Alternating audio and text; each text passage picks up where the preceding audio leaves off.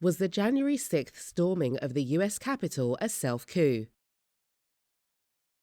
The storming of the US Capitol on January 6, 2021, was a shocking event for many. Citizens pushed past Capitol Police, causing property damage and threatening congresspeople and the Vice President. 5 people died in the attack. Participants included armed members of right-wing militias, terrorist groups, neo-Nazi organizations, and conspiratorial groups such as Q-Anon. Nothing similar has been seen since the British burned the Capitol building to the ground during the War of 1812. Immediately afterwards, scholars and the media attempted to understand what had happened.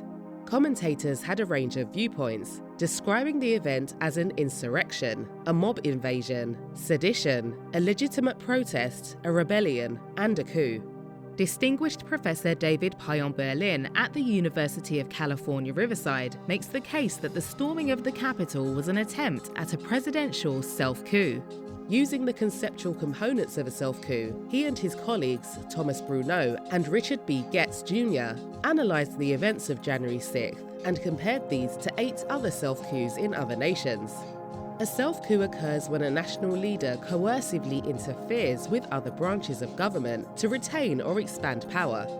Like other forms of coup, a self-coup is organised, illegal, and employs threats and coercion.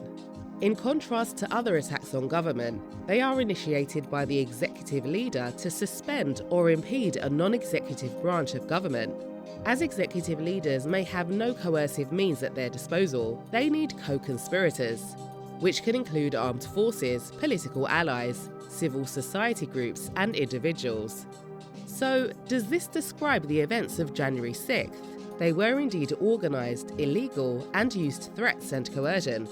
The actions represented an attempt by President Donald Trump to stop the certification of the election of Joe Biden and Kamala Harris by encouraging his followers to attack Congress and stop the electoral count.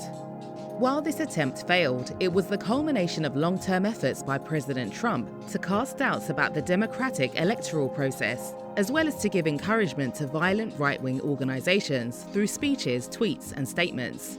Trump framed the issue as one of electoral fraud, making the unsubstantiated claim that voting mechanisms could not be trusted.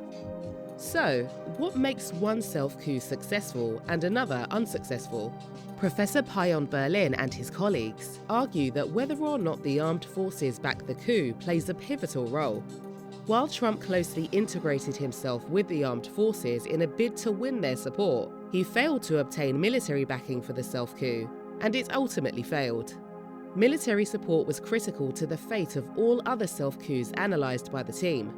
The attack on the Capitol could have negative long-term impacts on the democratic integrity of the USA.